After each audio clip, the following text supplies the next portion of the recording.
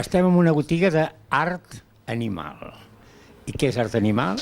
Bé, és una botiga, exactament és un saló grooming, que vol dir on s'arreglen animals, gossos concretament, no sé si hi ha altres animals. És una perruqueria canina, felina. La manera més fàcil de dir-ho, evidentment. Sí, perruqueria canina i felina. Però felina també. Sí, de gats també. Perruqueria canina i felina, jo en diria, però amb el que en podríem dir la màxima qualitat que es pot trobar, l'artesania de la perruqueria canina. Sí, bueno, màxima qualitat. Depèn del que s'entengui per qualitat, perquè al nostre sector hi ha molta gent treballant de diferents maneres i diferents tècniques, però jo sóc especialista en terriers i en pèl llarg, sobretot. Llavors també arreglo gossos de pèl arrissat, fem una miqueta de tot, però la meva especialitat són els terriers. Llavors gossos de caça també, i tot el que fem una miqueta és emulant o simulant una miqueta el que és l'etologia, que era el que feien l'antiga escola anglosaxona i que encara s'aplica en els kennels antics. Els kennels són els llocs de residència on preparen els gossos d'exposició, que vol dir una miqueta caseta de gos. Llavors els handlers, que són els que preparen i presenten els gossos d'exposició, que al fi i al cap seran les races que oferiran els que guanyin més a la raça per anar millorant l'estàndard i que siguin cada vegada millor exemplars pel que estan seleccionats i millor de raça. Doncs el que fem és això, una miqueta l'escola anglesa, que és els mentors que jo he tingut, americans, anglesos i també nacionals d'aquí, és fer el que se'n diu la tècnica de l'stripping, que és per fer la renovació de la capa de manera natural, simulant una miqueta el que fa la naturalesa amb les races de pèl dur. Tot tipus de terriers, gossos de caça, spaniels també, totes aquestes races que tinguin pèl dur o una capa similar. Ella es diu Núria Llort, encara no havíem dit. Sí, Núria Llort, sí. És manresana. Manresana, però ara fa anys que estic aquí a Barcelona. Sí. I he llegit que vas guanyar un concurs europeu de pentinar gossos, on es havien presentat 70 perruquers gossils, no deu poder dir, perruquers de gossos de tota Europa. Sí, hi ha diferents disciplines dintre d'un campionat de peluqueria, perquè no és un concurs, és un campionat de peluqueria internacional, era en aquest cas. Llavors jo vaig guanyar medalla d'or amb classe oberta i classe campions, de tècnica de stripping, i llavors millor tècnica de hand stripping també. Però dintre d'un campionat internacional hi ha diferents disciplines. Llavors també hi ha el Best in Show, que és el que guanya tots els gossos, és tot un món. Però són diversos campionats internacionals. Sí, bueno, això són trofeus. Aquest és el de millor tècnica de hand stripping. Aquest és un medalla d'or, el que tenim al darrere, tot això són campionats internacionals. I allò és medalla de plata amb classe campions. Hi ha diferents classes. Hi ha la classe principiants, la classe que és oberta, per gent que porta aproximadament entre no més de 3 anys o 4 anys treballant, i que no ha guanyat mai un or, per exemple, no? O fins i tot més anys, però que no ha guanyat mai un or. I llavors hi ha classe campions, és la gent que ja hem guanyat or, que competim entre nosaltres. Bueno, els grans, els que porten més temps competint i que potser tenen una miqueta més de palmarès. Però és curiós que al món del gos hi hagi tota aquesta parafernàlia tan immensa. Bueno, no és cap parafernàlia, això té segles i segles i segles. El món de la selecció dels animals, igual que a les granges de tota la vida s'han seleccionat els millors porcs, o la millor gallina o la millor vaca, doncs en el món del gos passa el mateix. I això té molts segles, molts segles. No hi ha cap perruquera de gallines, per exemple.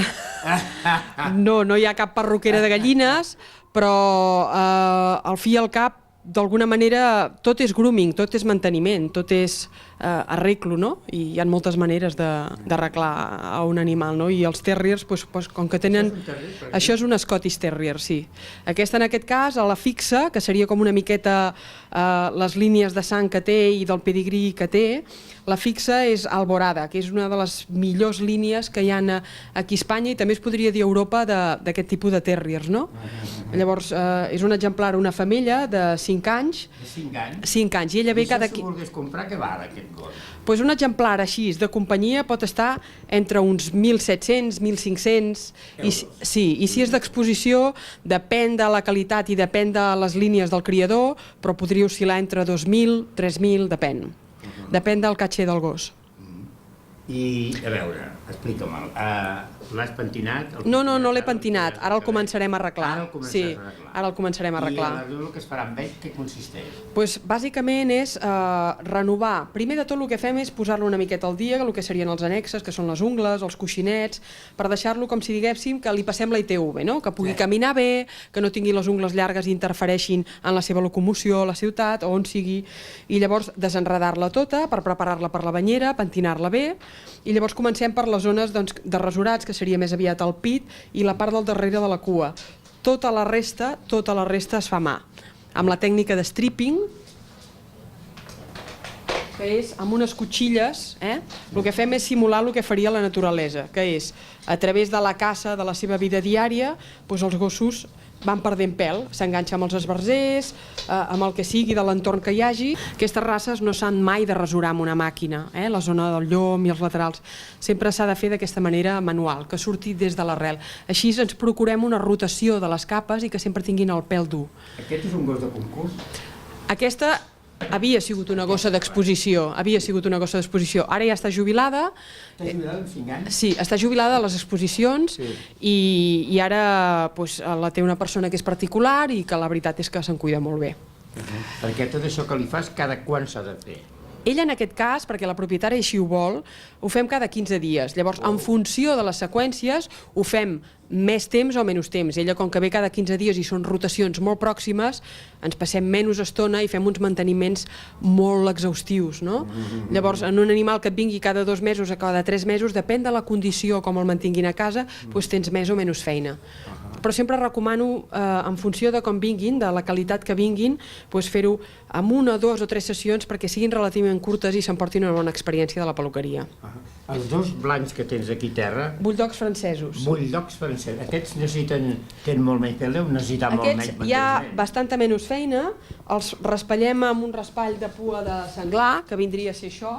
El raspallem amb això. Espera un moment que vinc, poso el micro aquí, si no sentirà res. El raspallem amb això per treure una miqueta el pèl mort i llavors el rentem, en aquest cas amb ells amb un xampú d'aloe vera, amb una miqueta també de blanquejant, i llavors els hi posem un bàlsam, perquè quan els rentes treus una miqueta aquesta capa lipídica, depèn de quina cosmètica utilitzis.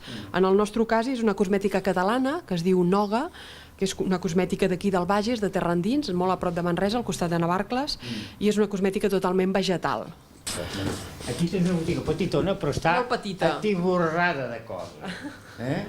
O sigui que tot això són materials que la gent... Sí, tot el que genera una miqueta el manteniment d'un animal de companyia, des de l'alimentació fins a la cosmètica, ja et dic, d'origen vegetal, de Noga, que és una empresa catalana que treballa molt bé. Jo sempre intento comprar tot el que sigui nacional, si pot ser d'aquí a Catalunya o Espanya, i llavors des de joguines, accessoris, collars, llits...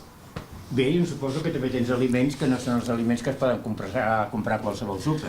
No, és una alimentació, en aquest cas la que jo tinc és de la casa Trainer i Acana, la Trainer és italiana i la Acana és de Canadà, i és una alimentació bastant biològica, monolística, monoproteica, que això vol dir que només té un origen de proteïna, i aquest origen de proteïna és real, no és subproducte de producte càrnic o traces de producte càrnic. Llavors, el percentatge de possibles reaccions al·lèrgiques disminueix bastant. També tens una part que és per rentar-los. Rentar-los i assecar-los, sí, perquè... Sí, doncs aquesta és la zona, aquí... Els rentem, els assequem i és la zona una miqueta que és la zona més bruta. Sí, els rentem, és una especial per a gossos grans i gossos petits. Els gossos grans entren per aquesta porta i llavors els banyem aquí i d'aquí ja passen a la taula. Aquesta taula és elèctrica, té 2 pedals i puja i baixa. O sigui que si tenim un gos, per exemple, que és molt gros de tamany, podem baixar la taula pràcticament fins al terra per tenir seguretat, primer per nosaltres i també pels gossos. Llavors els lliguem acte seguit de la part del davant i del darrere, que estiguin còmodes, que se sentin estables, i llavors pugem la taula a la mida que jo pugui treballar bé d'esquena, i aquí els assequem amb aquests secadors d'aquí, els expulsem i fem tot el que és el procés aquest per preparar-los després ja per fer el finish, no? Perquè un cop el cabell està net i sec, té un volum diferent, pesa menys, i llavors hem de tornar a retocar-los per fer l'acabat de la raça. En aquest cas és un bulldog francès, poca feina hi ha, que és treure una miqueta el pèl mort, com us he comentat, amb un raspall de senglar, i llavors doncs, seguir-lo raspallant quan l'assequem per estimular aquesta muda. Com pot veure, va caient el cabell contínuament si fem una miqueta de fricció, i després ja, en el cas que ho vulgui el propietari, doncs, algun tipus de desodorant vegetal per mantenir l'olonet una miqueta més de temps i ja està. Però sempre intento recomanar molt cosmètica vegetal, que és més tractant, no és tan invasiva pels gossos i que no sigui d'origen animal. Encara que la teva especialitat siguin els gossos, per què hem vist un gat? Sí, és que ja l'he dit, és una peluqueria canina i felina. En tens un tant per cent elevat de gats o és una cosa? Jo diria que és un 75% gossos i la resta del 25% són gats. Però cada vegada tenim més gats. Per què? Sí. Perquè diuen les estadístiques que és un animal de companyia que està molt a l'alça. Per què? Perquè cada vegada hi ha més gent relativament vivint sola, que viatja molt, i el gat no genera cap dependència de treure'l a passejar, és molt més autònom. Ens deixis menjar per uns quants dies, ell es... Exacte. Llavors, a part, el gat té una cosa... Els gossos també, però tenen una part molt terapèutica que són molt relaxants. Només observar-los hi ha molta gent que els hi genera moltíssima tranquil·litat. A la teva web he llegit una frase com a mínim curiosa. Dius, el meu objectiu a la vida és arribar a ser la persona que el meu gos creu que sóc. Això és d'un autor desconegut, no és una frase meva, però jo m'hi sento molt identificada, perquè els animals sempre et repten a ser millor persona, perquè ells no pensen, senten.